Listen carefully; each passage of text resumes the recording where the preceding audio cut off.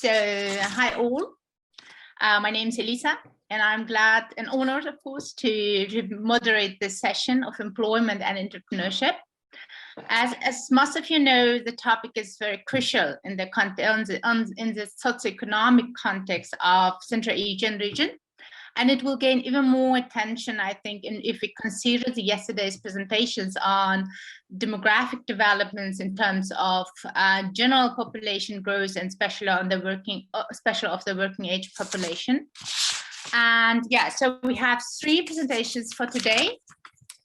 First one is an empirical study on informality, inequality and resource boom in Kazakhstan, presented by Howie and Zauresh Atakhanova.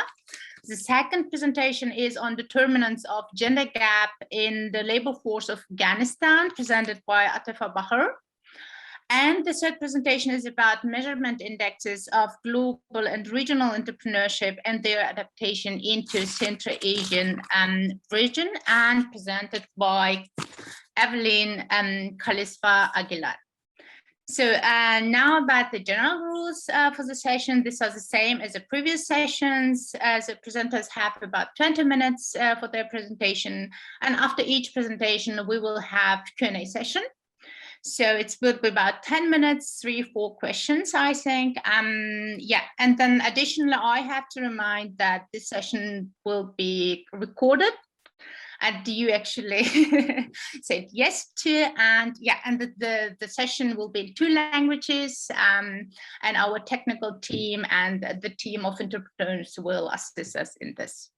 So for the languages, you have got links, German, I'm still thinking in German, so English and in Russian, and then you just click on these links and you will get into your language room. So that's it from my side, and I'm passing the word to Peter. Please take the lead with your... Thank you, and I'll show my presentation. Just let me know. Sometimes I have problems with my presentation. It doesn't move from slide to slide if I'm in presentation mode. So let me know if it does not, and I'll just do it outside the presentation mode. If I can get into presentation mode. There we are. Okay, so this presentation is called the Empirical Analysis of Inequality, Informality, and Resource Booms. And it's the second part of this study. Last year, I actually presented the theoretical component of this paper, but I'm not talking about the theoretical component this year. It's just the empirical work that we've done since we formulated a model last year. And I'm doing this research with my co-author, Zauresh Atakhanova, and we're both at Nazarbayev University in Kazakhstan. So the motivation for this research is that there's quite a limited number of empirical papers that specifically look at the impact of resource abundance on inequality. Actually, myself and my co-author did one of these papers in 2014, and you'll see it cited later on in the presentation. And within this field of research, we are interested in transmission channels by which resource booms cause changes in inequality. And the empirical literature on these transmission channels is extremely thin. Even putting very thin is a misnomer. So our objectives is to study the effects of resource abundance on human development by expanding the hypothesis. Resource booms decrease the inequality of income and consumption by increasing demand for formal sector goods and employment within resource-dependent low and middle income countries.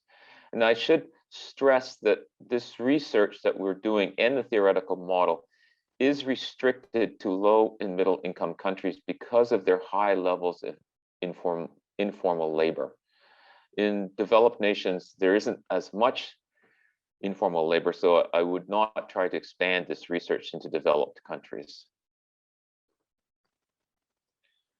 So our contribution is looking at the effects of market on the dynamics of informal employment, and then in turn, looking at inequality during resource booms. So we're trying to look at this link between markets, informal employment, and inequality. And why is it important? Well, in 2012, the IMF identified 42 low and middle income countries in which mining or oil production is significant enough to affect their development paths. And they've also identified another 12 that potentially oil and gas could affect their development paths. So a total of 54 low and middle income countries, which is quite considerable. And second is to provide governments evidence that outcomes of policies focusing on formalizing the workforce during a resource boom may suffer from spurious correlation.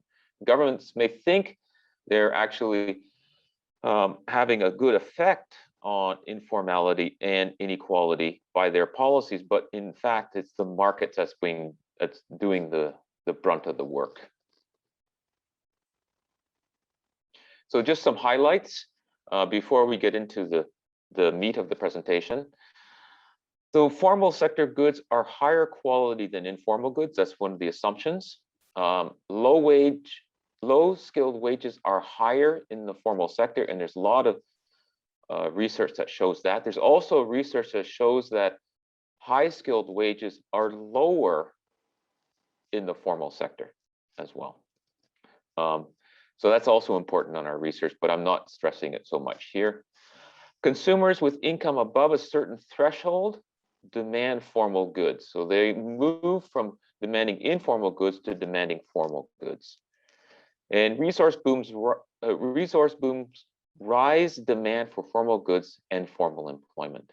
And then finally, the boom and rising formal employment lead to lower inequality. So just to look at how important the oil sector is to Kazakhstan's economy, I'll probably go right to the government general government revenues and general government oil revenues. And you'll notice in 2010, 2011, 2012, almost half of the government revenues were driven by oil revenues.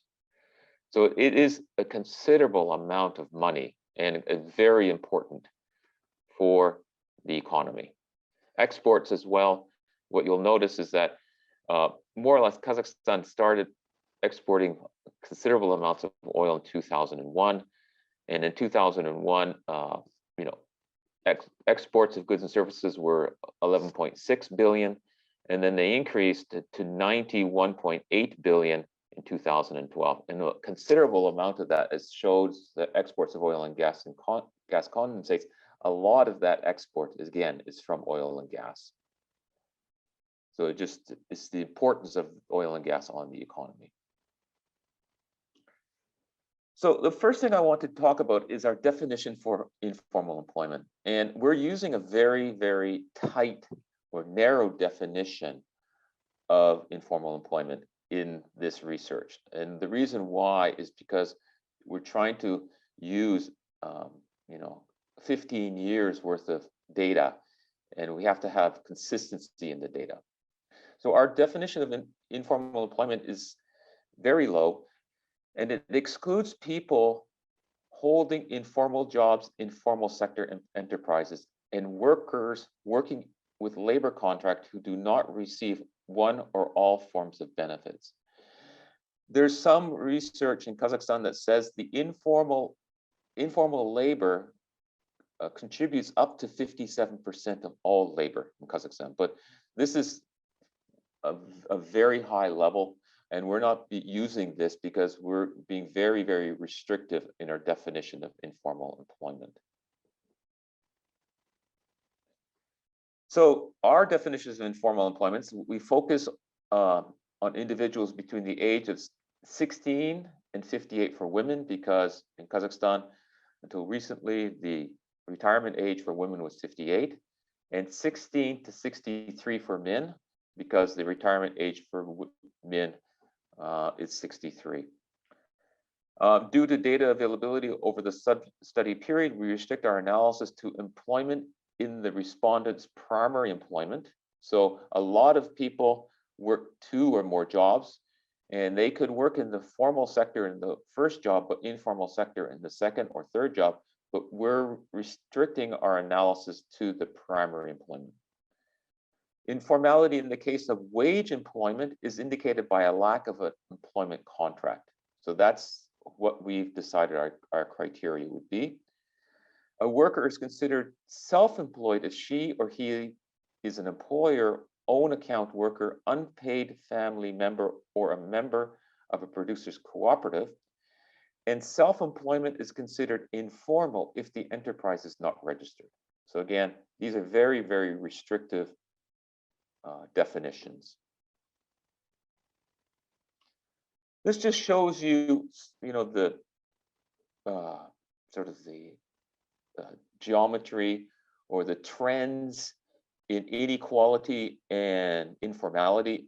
For inequality, we're using the 50-10 ratio, so the median 10th percentile ratio.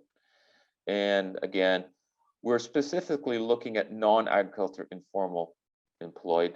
I'll come back to that a little later, but most agricultural employment in Kazakhstan is informally employed, or they're on unregistered farms. And so as a consequence, we've limited ourselves to looking at non-agricultural informal employment. So you can see that there's kind of a similarity in the reduction both in inequality and the reduction in informal employment over 2004 to 2015. So just some preliminary words about our model. In order to empirically assess the impact of a resource boom and its aftermath on income inequality, we address the causal mechanisms that may operate in both directions. So Rosser has shown that informal employment causes inequality, while inequality also can cause informal employment. So there's dual causality that you have to deal with. As a result, we specify a system of equations and use two-stage least squares approach, where income inequality is a function of informality and informality is affected by the resource boom. More, we restrict our empirical analysis to examining the effect of resource boom on inequality in urban centers, because a significant amount of agriculture output in Kazakhstan is from unregistered or informal family and individual farms. Some estimates from Petrick and others have shown that about something like 80% of milk in Kazakhstan comes from farms with 4 or less cows. So that's just an indication of how important some of these individual farms and family farms are. And second, the other reason why we we restrict our analysis to urban centers is because Kazakhstan has experienced what's called urban bias growth during the same sample period.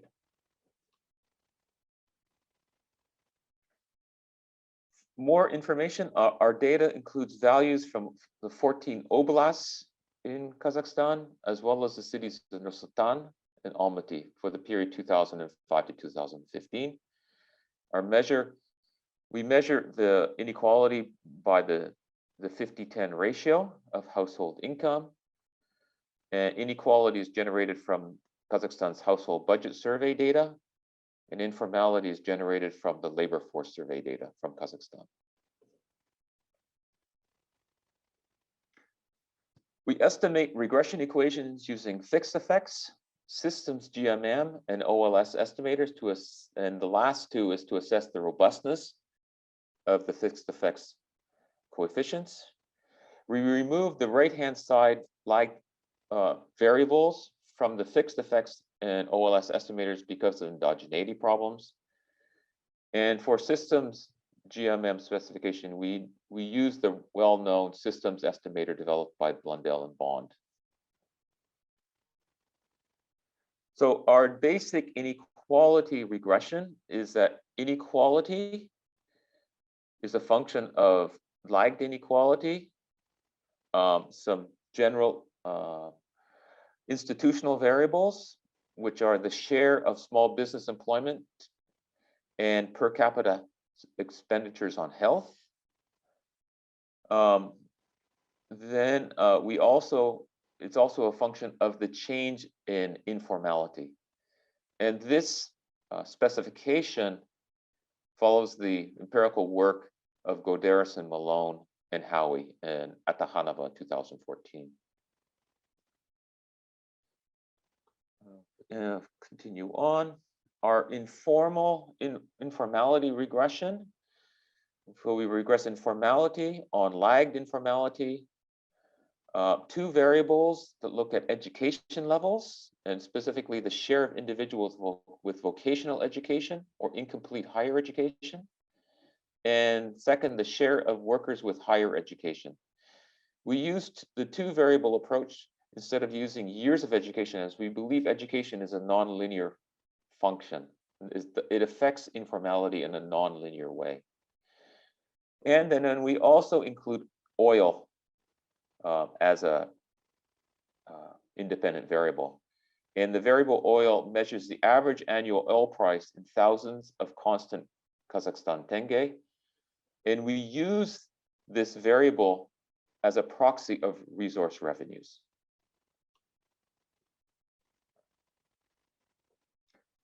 So our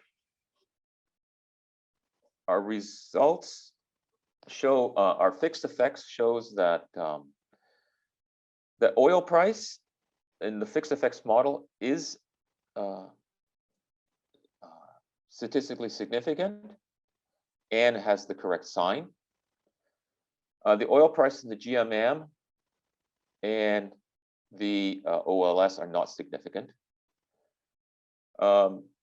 The share of education level 2 is not significant in the fixed effects in GMM, but it is significant in the OLS. The share of education 3 is significant both in the fixed effects and in the GMM. So higher levels of education lead to less informality. And just for the GMM, the lagged endogenous variable is significant, and it's 0.67. And we did other tests, and the other tests show obviously the GMM provides a good estimate. Also, the fixed effects provides a valid estimate as well. The results of the inequality regression, where we use the estimated informality, we use an estimated values for informality rather than the informality values because of the causality issue. But what we show is that informality does, if you have an increase in informality, there's an increase in inequality. And that's shown by both the fixed effects and systems GMM. In the fixed effects, employment share in SMEs is significant. Also, per capita health expenditures is significant. Now, we would expect values, slightly different than we got for employment shares for the fixed effects. So what that shows is that if the employment shares at SMEs increase, inequality increases, which we're kind of, and that's probably because of some issue, some SMEs working in the informal sector or such things like this. What's happening is that people are starting SMEs because there's no other opportunities for them.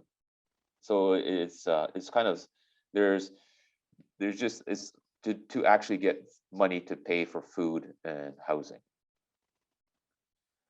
What else can I say? The inequality, lagged inequality estimate for the systems GMM shows that there is a inertia effect as well. So just coming for results, the empirical analysis supports our hypothesis that resource booms decrease in income inequality by increasing the demand for formal sector goods and employment within low and middle income countries. Our results conform to both Goderis and Malone's 2001 and Howie and Atakhanova's 2014. The former demonstrates that the spending effect of a resource boom creates demand for non-traded sector production. The latter demonstrates that in many low and middle income resource dependent countries, the service sector is relatively intense in non-skilled labor, and that the spending effect increases the demand for non-skilled labor in the services sector. Just some limitations. Our analysis hinges on the premise that informal sector output competes with and is a substitute for the output of the formal sector. Therefore, our results are most likely restricted to developing countries and their economies, can be characterized by formal sector dualism. The second limitation is our results also depend on the premise that the informal sector's output is of lower quality than the formal sector's output, and that the quality gap between the two sectors does not change during the business cycle. The third limitation is that our results rely on a very narrow definition of labor informality to ensure that our informality data were consistent for the longest period possible. It is probably better to measure informality by looking at the numbers of hours of informal work, whether it be in the first or the second job. Just our implications for our results. The government policy does not need to actively address informality during an increase in resource prices because the market will deal with it by itself. However, during the bust, the government should use positive incentives to avoid workers slipping back into the informal sector. An example in Kazakhstan was a system of COVID-19 lockdown related lump sum payments being linked to the evidence of prior social insurance tax payments of individuals. Finally, any harsh policies aimed at informal markets should be avoided so as not to jeopardize removing vital sources of income to the poor. It's crucial for the governments to understand that the informal sector is very important to the poor, and trying to put a vice on the informal market is not a good social policy. So that's the end of my presentation. So I'm more than willing to take any questions if you have any. So thank you, Peter, for such a detailed and timely, perfect managed Thank you. You're welcome. Yeah, it's indeed very welcoming and nice. For the questions, you can I think we are in a webinar form, so that means you can actually switch your mic on and then ask questions and videos, I think. Oh, otherwise you can also use the chat here. In the system. So do you have any questions, or am I allowed to ask the first question maybe? Go ahead. So yeah, so thank you. I mean, it's very interesting because I'm also doing research on informal employment in the Central Asian or former Soviet Union countries. And one of the things what I wondered while doing my research was also about the wages, or the difference between wages in the formal and informal sector jobs. And for now, most of the literature says that the wages in the informal sector jobs actually higher due to the, they bypass the taxes and social security contributions. And while in Kazakhstan, you're saying, no, actually the formal jobs in general, especially in the low skilled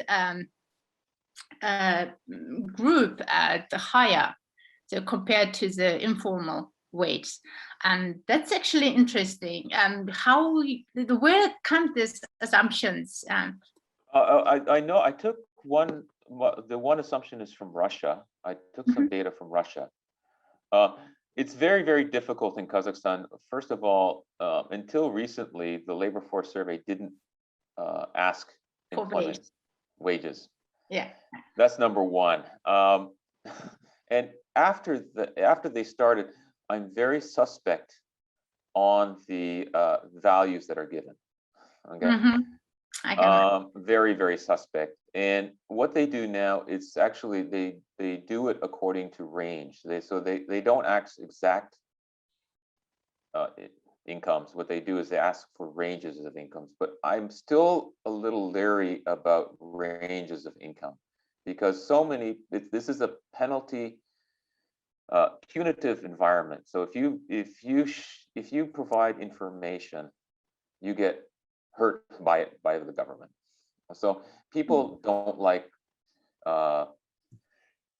they don't really like exposing this.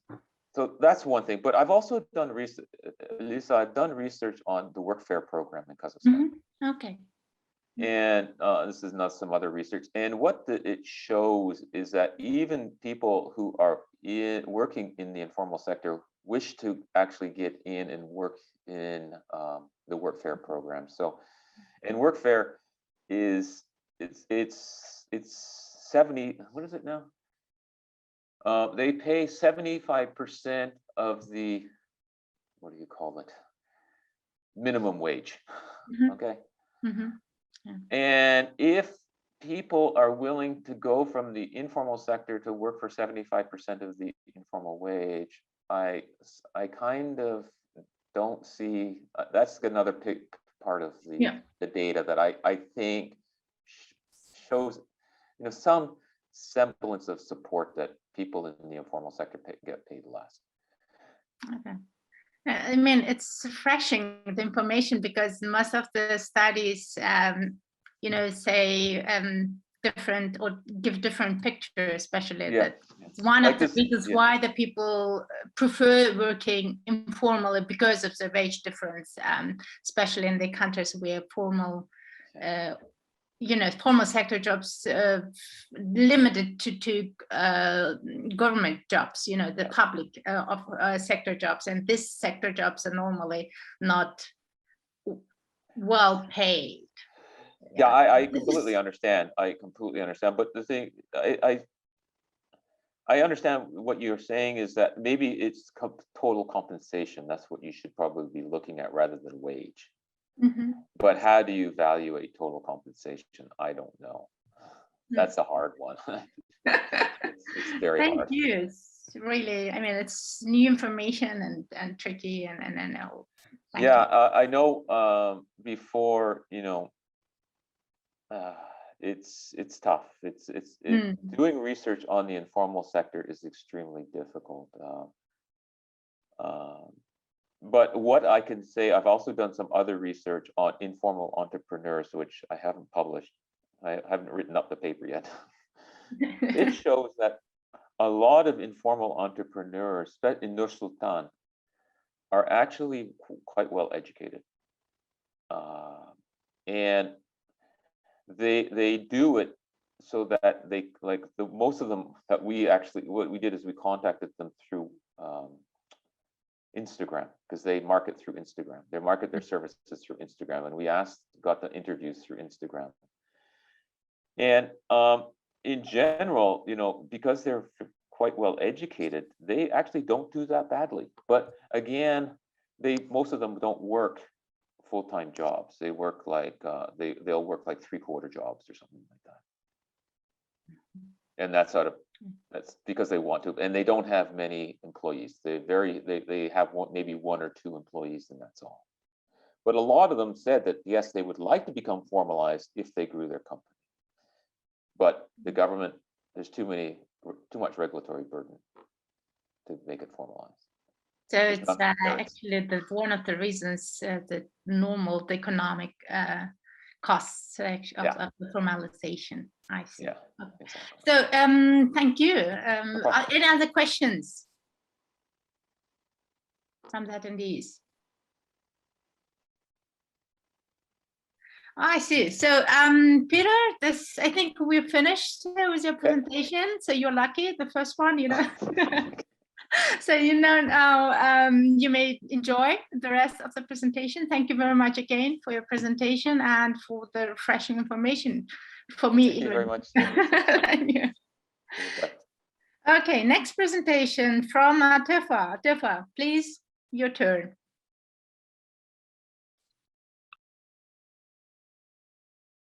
The presentation now. Okay.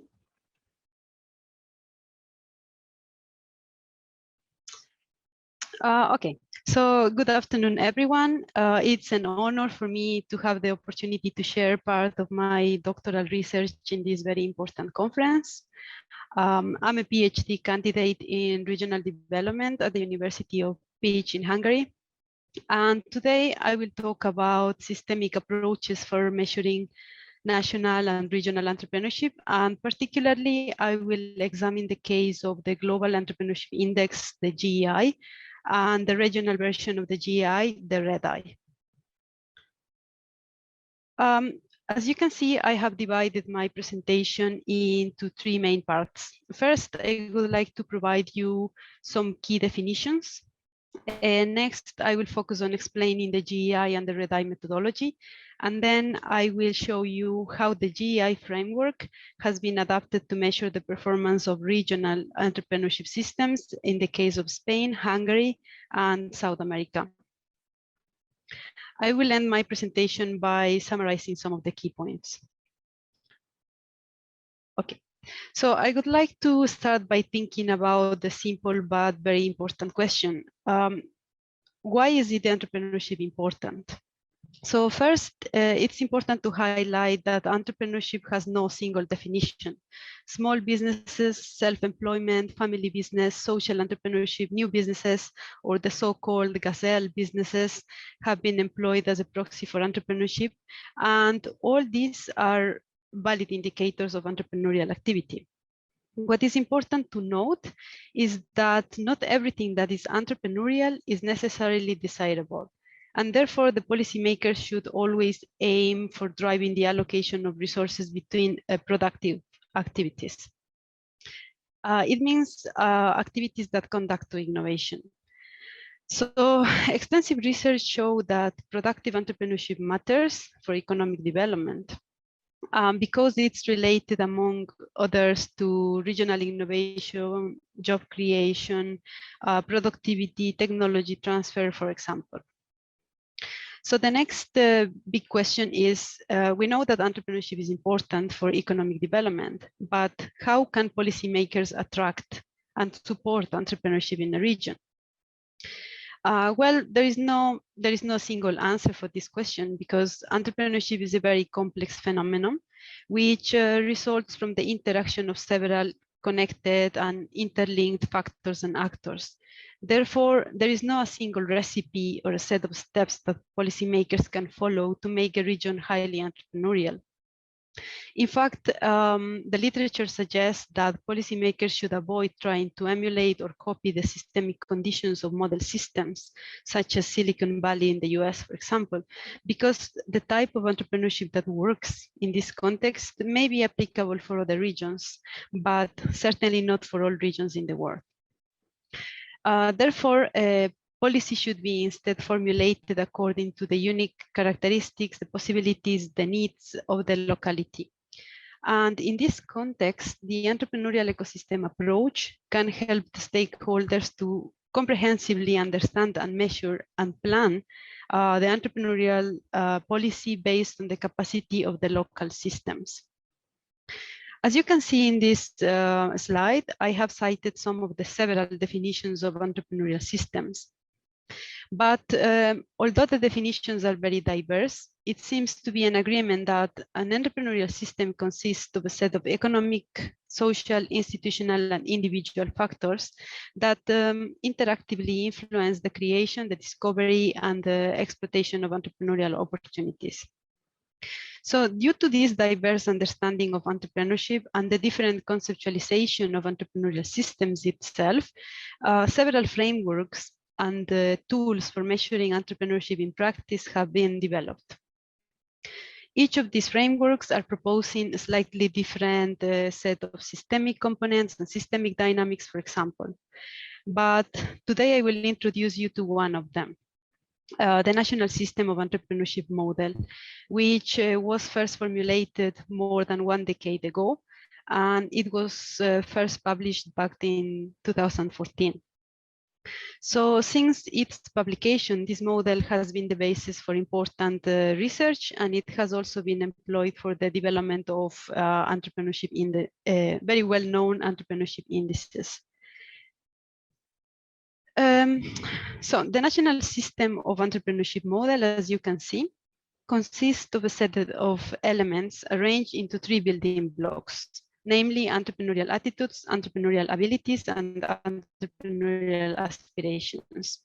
The National Systems of Entrepreneurship is unique because this is the first model that considered both aspects, the population level processes and the institutional context within these attitudes, abilities, and aspirations are embedded.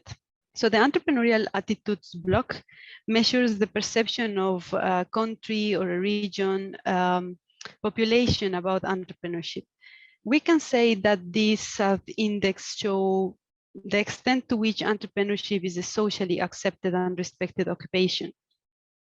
The entrepreneurial abilities measure the capacity and skills of entrepreneurs to start up and how the institutional context enable these startup opportunities.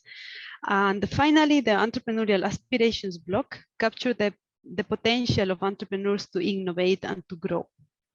And similarly, how the institutional context support these such high growth possibilities for entrepreneurs. So the National System of Entrepreneurship model employs the penalty for bottleneck methodology to account for the systemic nature of the system. So it means that in this model, in a national system of entrepreneurship, all pillars are equally necessary, and therefore pillars are only partially replaceable with one another. For instance, the low performance in product innovation capacity, for example, cannot be simply compensated by increasing the performance in education or cultural support. And in this sense, stable and efficient configurations are those that are balanced. Under this understanding, the low-performing pillars are considered the bottleneck factors of the system, and they may hold back the whole system performance. This conceptual framework has been employed to develop the GEI and the Red-Eye indices. So the GEI is a national level index, and it's calculated and published every year for more than 130 countries since 2006. While the Red-Eye has been calculated in 2013 and 2017 for 125 regions in the European Union. So data from both indices have been employed in several high-level academic publications in the field of entrepreneurship. And more recently, data from the Red-Eye is being used in publications in the field of smart specialization. So the Red-Eye has also been featured by the European Commission in the 6th report on economic, social, and territorial cohesion in 2014. Therefore, I argue that the methodology from these indices can be very useful for developing metrics of entrepreneurship in other locations. As you can see here, both the GEI and the Red-Eye have the same index building structure and the process, but they employ a different set of institutional variables.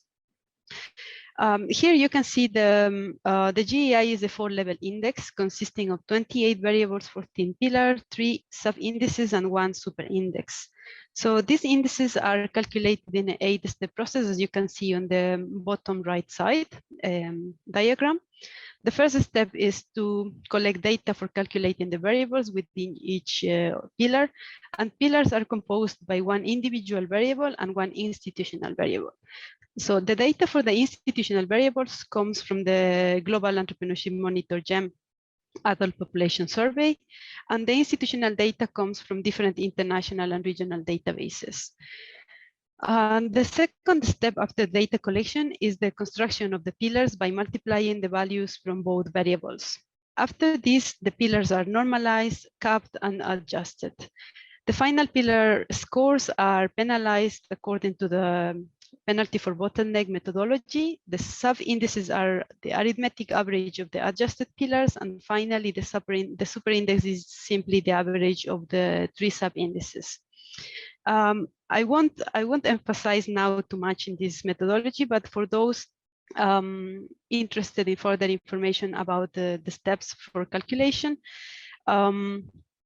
the detailed calculations and the mathematical background can be found in the GEI technical annex, which is openly available in the website of the index.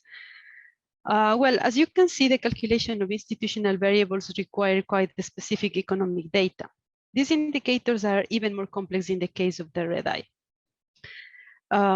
For this reason, applying the original red eye methodology for measuring entrepreneurship in another context can be very challenging.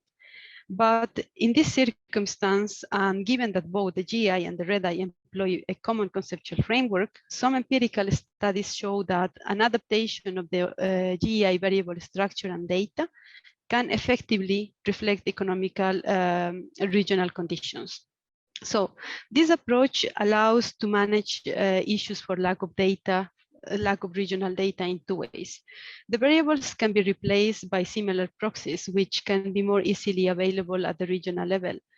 Or in its absence, the national level of GEI score for the variable can be employed for all the regions within a country. So I will introduce you now 3 empirical cases when authors employ such adaptation of the GEI methodology. So the first attempt to apply the GEI methodology for measuring regional entrepreneurship was developed in 2012, employing data from 17 Spanish regions. In this case, due to the lack of certain data, the authors employed replacement proxy variables for 6 institutional variables, and they used national level data for 5 institutional variables. The index results, the scores, showed very important conclusions, and among them, the main, they show that the Spanish system has issues regarding internationalization and export capacity and low levels of startup skills due to high risk aversion. So later in 2013, a similar approach was employed to examine the level of entrepreneurship across 7 Hungarian regions.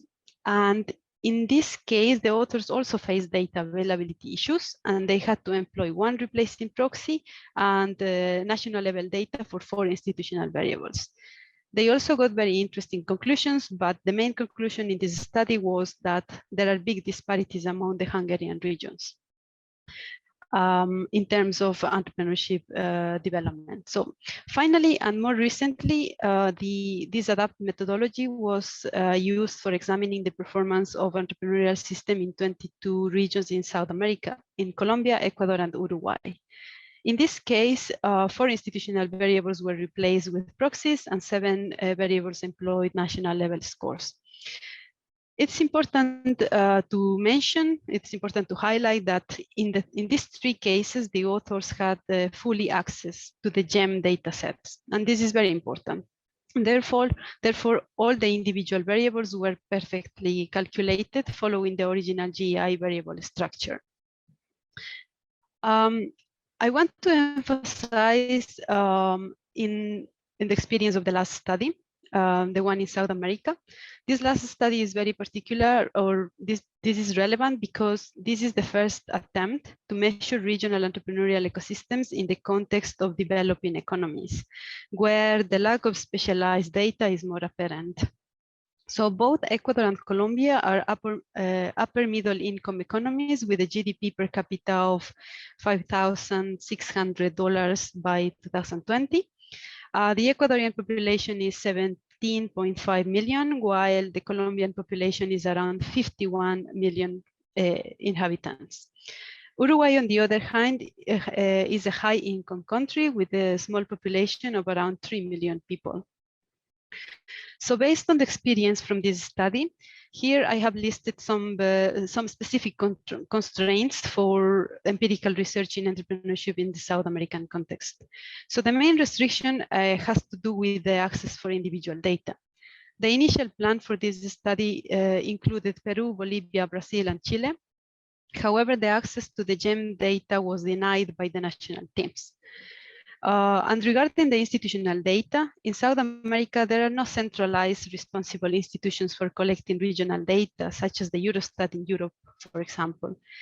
Additionally, these selected countries do not belong to the OECD or any other international group that provides data.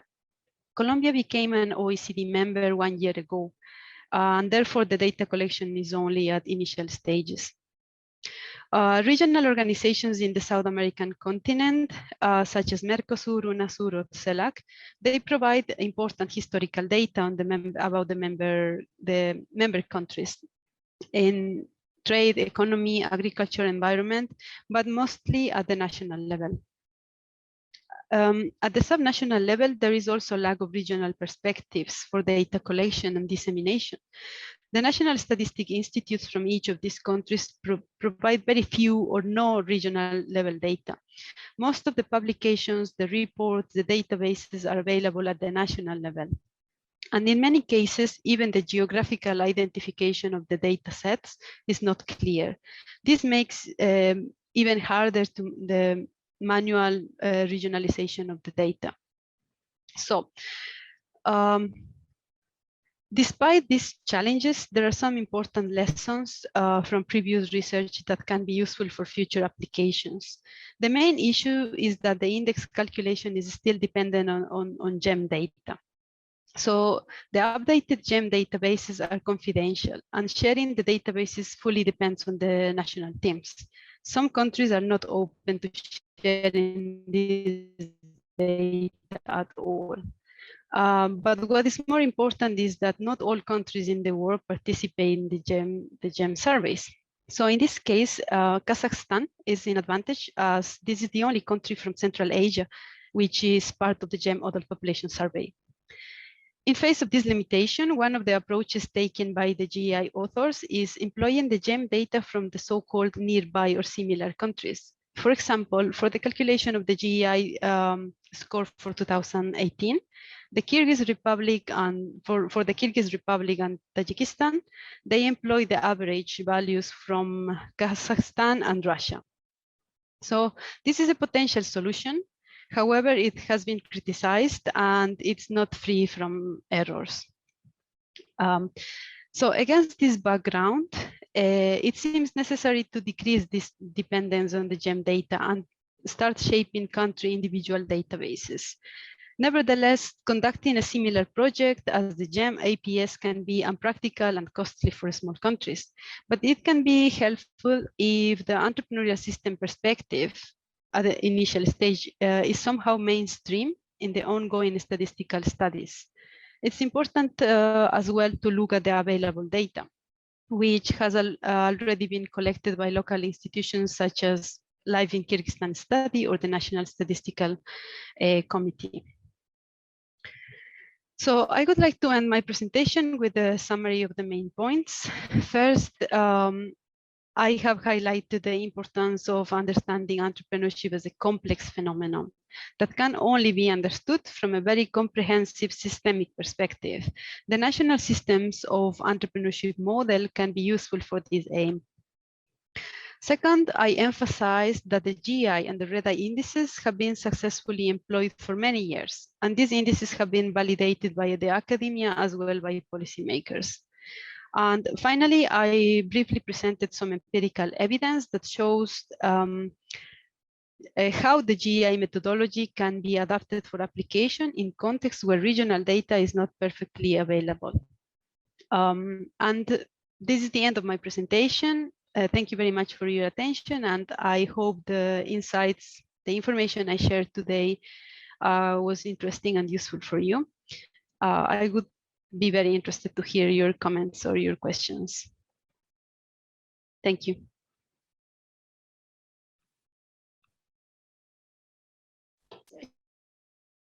Thank you, Evelyn. Again, perfectly managed time. Thank you very much for this to all the three presenters. And I have to say that Atefa is gone. She has left because she has classes. So just you know it. Yeah, so I think we still have attendees, so please ask your questions. Yeah, and for me, I have to say that's something new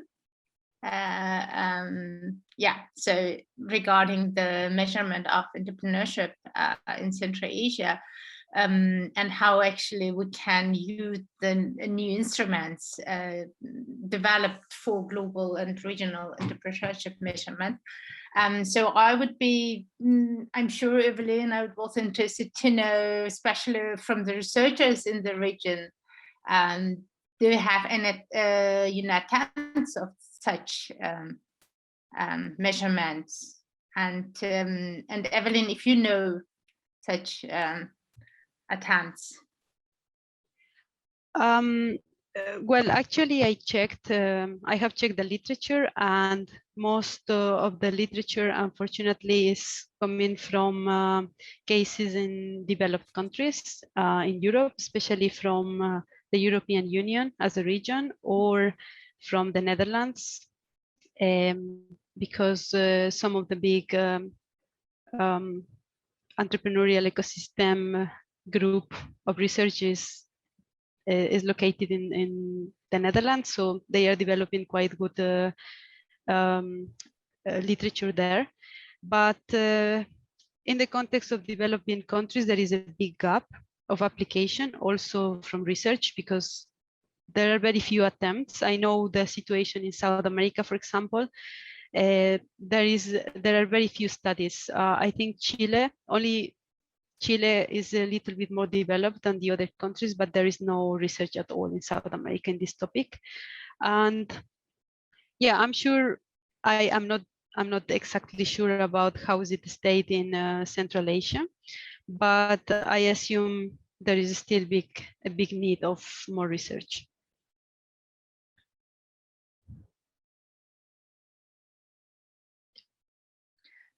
So thank you. Questions? I should let you know that I've actually read the Kazakhstan report from 2016, 2017, and I actually have a copy of it because I asked one of the authors of it to give me a copy. But the one thing that I noticed when I read the report was the definition of different types of entrepreneurship. And this is the key, like the key thing is kind of like you chose entrepreneurship as a career path versus you chose it as a requirement. So, and they're very different. What I read from it, there's very different sets of criteria and different characteristics of both groups. And you have to really, if you're a policymaker, you actually have to have a dual approach to developing entrepreneurship policy. In general, what I see in Kazakhstan is they promote this opportunity entrepreneurism, which is more or less people, you know, they choose to go into entrepreneurship even though they could work for a firm. So a lot of their funding, which is through an agency called Damu, is for that. And I don't exactly know how they choose it, because I kind of look at, well, why don't you support up and coming 4-star Michelin restaurants as SMEs rather than there's specific, there seems to be specific criteria, and they're trying to pick the type of sectors for entrepreneurialism in Kazakhstan. It's not a broad-based approach to promote entrepreneurialism. It's actually a sectoral based approach. And I've asked people why the government doesn't support, high-end restaurants in Kazakhstan, but they kind of look at me as I'm crazy. But yet they're very popular in Moscow. They're very popular and very not just popular, but very economically profitable. And so this whole approach that there's a picking winners approach in Kazakhstan with respect to entrepreneurship, and I don't see that what is that discussed anywhere in the literature? Well, yes, actually, there is a big discussion about this topic because you know, most of the research is coming from developed countries, Yes. and in this kind of countries, they choose specific indicators which are mostly related to technological development, for example. So they measure entrepreneurship by the level of technological innovation of the businesses, or they choose the creative sector, the creative industry, which are more related to arts, to innovation, to technology. But this cannot be, and this is also my perception, and I agree with this, that we need broader definitions of entrepreneurship, especially in developing countries. Because if we measure the high growth companies in South America, for example, we have very low levels, but that's not necessarily true. Like entrepreneurship is a bit broader in developing countries. So you are right. Yeah, because the reason why I've looked at sort of the service industries is because Kazakhstan wants to increase the percent of the tourism industry in the country.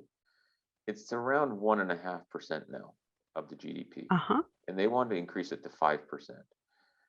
Well, that's as small and medium-sized enterprises are the lifeblood of tourism, the tourism industry, but yet they're not supporting the tourism industry in their funding. So it seems like there's no linkages between government policies in this country anyways, with SME development, entrepreneurship, and broader economic goals. Yes, I agree with you. Certainly, policymakers should be very careful about the definition of entrepreneurship, and they should consider the context again, the context of the country, and what kind of industries are supporting their economy, and not only follow the indicators that the other countries are using, because it can be misleading for the conclusions for the locality. So. Thank you. Yeah. Thank you. Any other questions? Please, no. I had, I don't know, kind of one common question for you both, because, you know, it's the last 2 minutes, maybe we can do it somehow in a quick way. So yeah. What I see here, within this session, what we found out that we have already some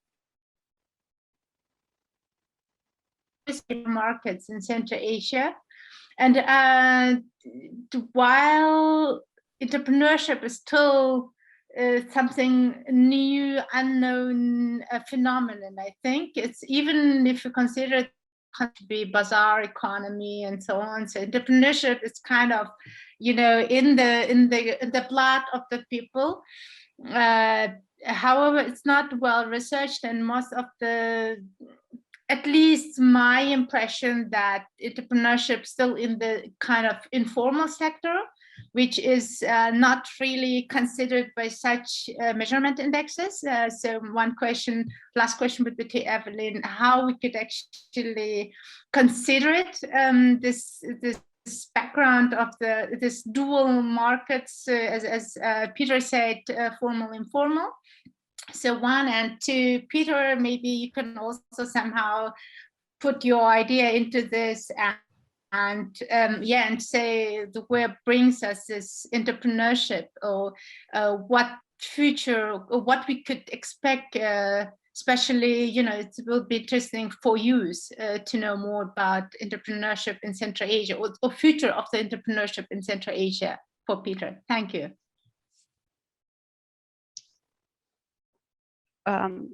Well, one of the problems of including the informal sector, I think it's the measurement.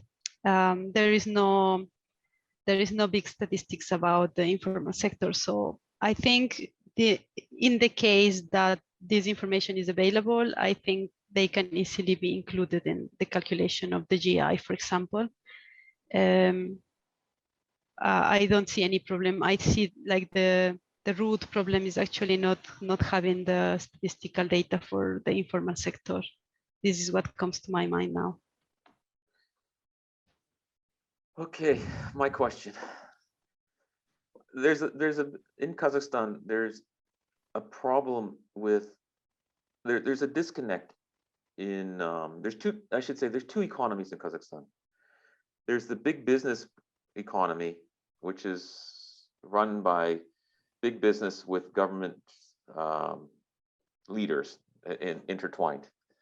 And then there's the small market, which government doesn't really get involved in that much. But for some reason, it believes that informality is bad. Mm-hmm. And I think what has to happen is they have to get away from this stating that informality is bad. It's a very terrible label. Informality can be good, and it could be an incubator for a lot of entrepreneurship. And I personally believe that there should be some sort of financing in the informal sector. Now, some places in Asia are doing this. They're called community investment funds. And I think the government should really start, because in general, the banking system in the financial intermediation in Central Asia is broken. I'll just tell you, it's just broken. It doesn't work well. And as a consequence, the governments need to promote this community investment system programs to promote entrepreneurship. And if it's informal, it's informal. If it's formal, it's formal. Who cares? And what my research shows is that if you set up an informal firm, the entrepreneurs want to formalize it. So give them the opportunities to do it. And I said before, this labeling of informality is bad is got to be removed. I absolutely agree with you, Peter. That's so in the last years I've been to Singapore and some African countries in Kenya, and they are, building this kind of incubators, right? And everyone is welcome there to develop their ideas independently of the formal or informal status. And yeah, I think it's also the direction we should be going. But for this, we need, as Evelyn said, kind of measurement and to see how we can actually develop further. Yeah, but there's this sort of institution that they're doing in the Philippines with these community development funds. They started off in Japan, they've gone to Thailand, they're in the Philippines, they're in Africa now. I think they need to do some random control trials and see how effective they are in Central Asia, because what happens is that there's a lot of people want to, this is an opportunity for people to invest. One of the problems in Central Asia is there's very few instruments to invest in. So most people invest in real estate. And as a consequence, you have these, that's the instrument to invest is real estate.